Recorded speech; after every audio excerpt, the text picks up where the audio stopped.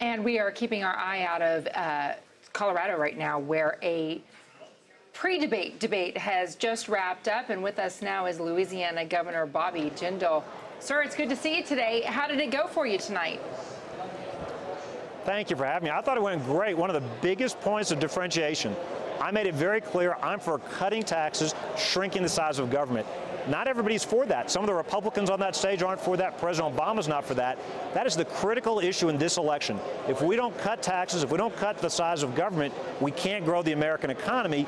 I'm the only candidate that's actually already cut government spending. All these other guys talk about it. They haven't done it. Although Governor Kasich says the same thing about running the state of Ohio, that he's actually managed a budget and has managed to trim it.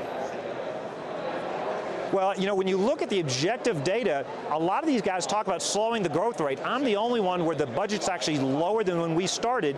30,000 fewer state bureaucrats than the day I took office, 26% reduction in the size of our budget. Nobody's cut that much government spending anywhere, anytime. Cato and others did an independent analysis. We're the only candidate that's cut government spending, and we've proposed plans to continue to cut. This is why it's so important. In D.C., we've got $18 trillion of debt, record number of Americans on food stamps, record low participation rate in the workforce. If we don't turn that around, we're going to turn the American dream into the European nightmare. The American dream is not to have government take care of you. It's to be able to have an opportunity to get a good-paying job. We've got to fix that. Governor, let me ask you, in the latest CBS News New York Times poll, you're coming in with hash marks, less than 0.5%. Today, the Daily Beast has an article out lumping you among the 9 losers running for president. That's got to hurt. What does success look like to you? Well, you know, the reality is we have focused on the early states. That's who votes first. It's not about national polls. It's about the early states. In Iowa, the latest NBC poll has us in the top 5. We're moving up. We're building a movement. Look, for the last 50 years, our nominee has always won either Iowa or New Hampshire.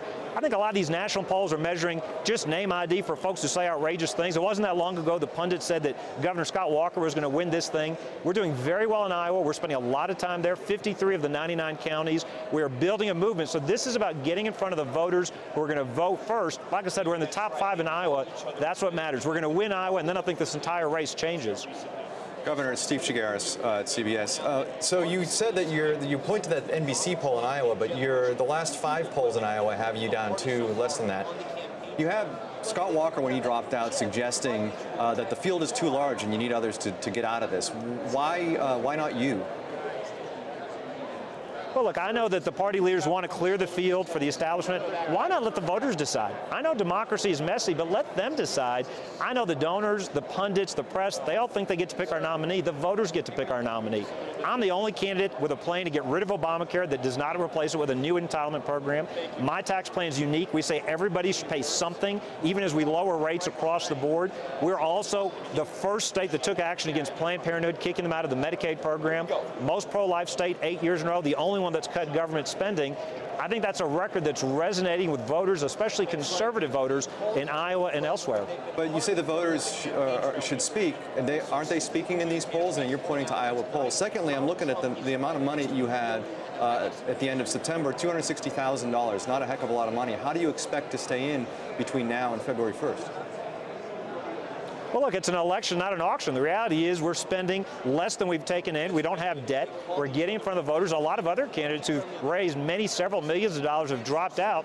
We've got the resources to get our message directly to the voters. And I'll correct you, the voters will speak February 1st. They don't speak before then. That's the only poll that counts. And again, we're doing very well. We're ahead of some of the folks that are going to be on the main debate stage. I think the networks, I think the party should pay attention to those early state polls.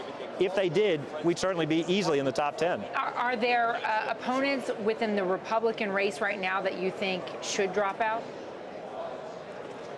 No, look, I don't think it's for me to say anybody should run or shouldn't run. I think competition's a great thing. I think the Democratic Party is making a mistake trying to crown Hillary. The reality is competition will make our nominee stronger. I believe I'll be that nominee, but I don't think we need to be clear in the field. The reality is we're auditioning for the most important job in the country, talking about being the next commander-in-chief. We need a candidate who can stand up and win debates, can talk directly to voters, has a record, can defend and explain their conservative ideas.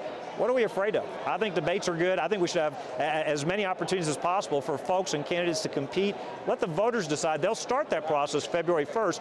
That's the only poll that counts. Governor Bobby Jindal, thank you so much for spending some time with us tonight. Thank you. Thank you, guys. Thank you for having me.